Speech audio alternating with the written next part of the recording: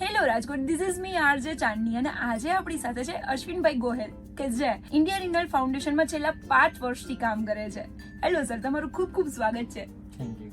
Sir, મને એ કહો, India renal foundation જે છેલ્લા 22 વર્ષથી કામ કરે છે, કિડની માટે તો ખાસ કરે છે, કે જે કિડનીના પેશન્ટ છે એમની માટે કરે છે, તો what is India renal foundation? India renal foundation છેલ્લા 22 વર્ષથી કિડની પેશન્ટ માટે કામ કરે છે. એમાં જે ગરીબ પેશન્ટ હોય છે, જે લોકોને ખરેખર જરૂરિયાત છે, તો એવા લોકોને હેલ્પ કરવાનું કામ કરે છે.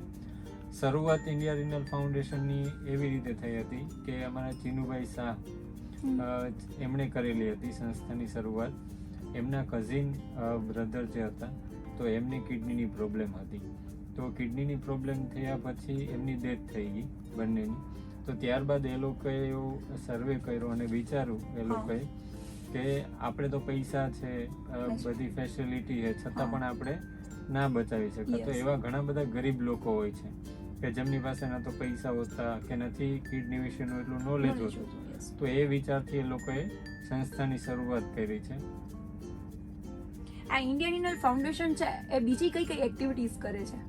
મેઇન કામ છે અવેરનેસનું છે. હા, કિડની અવેરનેસના કાર્યક્રમો કરતા હોય સ્કૂલ, કોલેજ, ગામડાઓ, સોસાયટીઝ, અલગ અલગ જગ્યાએ જઈ અને લોકોને કિડની વિશે અવેર કરીએ છીએ. મેઇન કામ એ છે. પછી ડાયાબિટીસ અને બ્લડ પ્રેશર. તો કિડની ખરાબ થવા પાછળના 2 મુખ્ય કારણ છે. એક છે ડાયાબિટીસ અને એક છે બ્લડ પ્રેશર. તો આ 2 કારણના કારણે કિડની ખરાબ થતી હોય છે. એટલે અવેરનેસની સાથે સાથે અમે લોકો ડાયાબિટીસ અને બ્લડ પ્રેશરના કેમ્પ પણ કરતા હોઈએ છીએ. પછી એક પ્રેરણા કાર્યક્રમ છે અમારો. તો એ દર 2 મહિને હોય છે કિડની પેશન્ટ માટે. કારણ કે આપણે ક્યારેક હોસ્પિટલે જઈએ તો પણ માનસિક આપણને એટલો થાક લાગતો હોય, કંટાળી જતા હોય, પણ જે કિડની પેશન્ટ છે એને તો રેગ્યુલર હોસ્પિટલે જવું પડે. ડાયાલિસિસ લેતા હોય તો અઠવાડિયામાં 2 વાર 3 વાર, અને ઓછામાં ઓછું 4 થી 5 કલાક ડાયાલિસિસ ચાલે અને 2-3 કલાક બીજો ટાઈમ હોય છે. એટલે આખો દિવસ એ લોકોને હોસ્પિટલે રહેવું પડતું હોય. એટલે માનસિક રીતે પણ એ લોકો થાકેલા હોય. તો એવા લોકોને થોડું મનોરંજન મળે એના માટે અમે લોકો દર 2 મહિને એક્ટિવિટી કરીએ છીએ. ક્યારેક એ લોકોને મૂવી બતાવવા માટે લઈ જતા હોય, ક્યારેક પિકનિક પર લઈ જતા હોય છે. એમાં એ લોકોને કઈ ખર્ચો આપવાનો નથી, એ બધો ખર્ચો સંસ્થા ઉપાડતી હોય છે. એ લોકોને ખાલી આ કાર્યક્રમમાં આવવાનું હોય છે. તો આવી દર 2 મહિને એક્ટિવિટી કરીએ. દિવાળી હોય તો કોડિયા આવે છે આપણે દીવા, તો એ પેઇન્ટ કરવાનું, કલર કરવાનું કામ એ લોકોને આપણે આપતા હોઈએ છીએ. એ લોકો એ લોકો બનાવીને અમને લોકોને આપે. અમે માર્કેટમાં સેલ કરીએ. જે પણ પેમેન્ટ આવે બધું પાછું આપણે કિડની પેશન્ટને આપી દઈએ. એટલે એ લોકોને એક આર્થિક મદદ થાય એના માટે પણ અમે લોકો આ બધી એક્ટિવિટી કરતા હોઈએ છીએ. અંગદાન માટે પણ અમે લોકો કામ કરીએ છીએ. તો અંગદાન અવેરનેસ માટેના ડ્રામા હોય કે અવેરનેસ પ્રોગ્રામ હોય, એના દ્વારા પણ અમે લોકોને અવેર કરીએ છીએ. તો આવી રીતે અમે એક્ટિવિટી કરીએ છીએ. જ્યારે આ કોઈ પ્રોગ્રામ થવાના હોય, કે તમે કહો છો કે એવરી 2 months તમે આવી રીતના પ્રોગ્રામ રાખેલા હોય, તો એ ક્યારે અનાઉન્સ ક્યારે કરો છો કે આવા પ્રોગ્રામ અમારા થવા જઈ રહ્યા છે? તો એ કોઈ પ્રોગ્રામમાં કોઈને જોડાવવું હોય તો એ કેવી રીતે જોડાઈ શકશે? અમારું એક પેશન્ટનું વોટ્સઅપમાં એમાં ગ્રુપ પણ છે, અમારી વેબસાઇટ છે, ઇન્સ્ટાગ્રામ છે કે યુટ્યુબ કે એ બધા અમારી ચેનલ પણ છે. તો એના દ્વારા પણ ઇન્ફોર્મેશન હોય.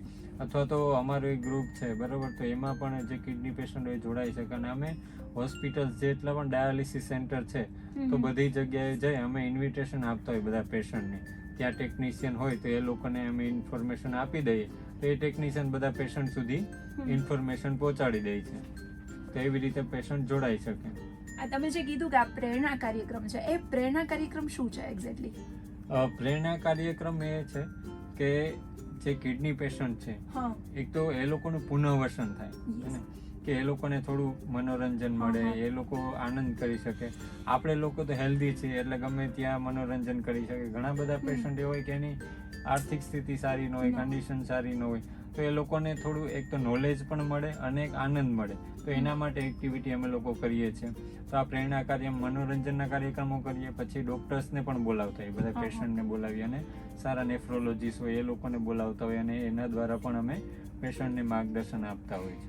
જે તમારી અંગદાન પ્રવૃત્તિ છે કે જેમાં કોઈને અંગ કોઈને આપવું હોય યા તો કોઈને જરૂર હોય, તો એ બધાને કન્વે કેવી રીતના કરી શકો? મતલબ કે કોઈને જોતું હોય તો કોઈને આપતું, જેનો તમે વચ્ચેનો જે પાથ બનો છો એ કેવી રીતે કોન્ટેક્ટ થાય છે? નોટો સોટો કરીને છે ઓકે. જે ગવર્મેન્ટનું છે બરાબર, એના દ્વારા પણ અંગદાન કરી શકાય છે.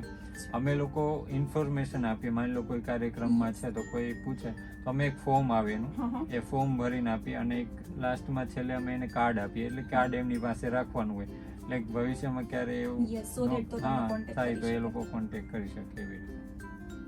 સરસ સરસ, બહુ સરસ કાર્યક્રમ થાય છે તમારી આ સંસ્થા દ્વારા.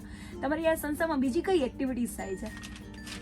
બસ મેન તો આ જ કે અવેરનેસ કાર્યક્રમો, આ બ્લડ પ્રેશર ડાયાબિટીસના કેમ્પ કરીએ. પછી અમુક જગ્યા માની લો ગામડાઓ છે તો ગામડાઓમાં લોકોને ખબર ન હોય ડાયાબિટીસ અને બ્લડ પ્રેશર બહુ નુકસાન કરતું હોય શરીરને, તો એ લોકોને કિડનીની પ્રોબ્લેમ થઈ શકે. જે લોકોને ડાયાબિટીસ કે બ્લડ પ્રેશરની પ્રોબ્લેમ છે તો એવા લોકોને અમે કિડનીના રિપોર્ટ પણ ફ્રીમાં કરી આપીએ છીએ. કોઈ પણ પ્રકારનો અમે લોકો ચાર્જ નથી લેતા. ગામડાઓમાં જે લોકોને ડાયાબિટીસ કે બ્લડ પ્રેશર હોય તો એવા લોકોને ફ્રીમાં કિડનીના રિપોર્ટ્સ અમે લોકો કરી આપીએ છીએ.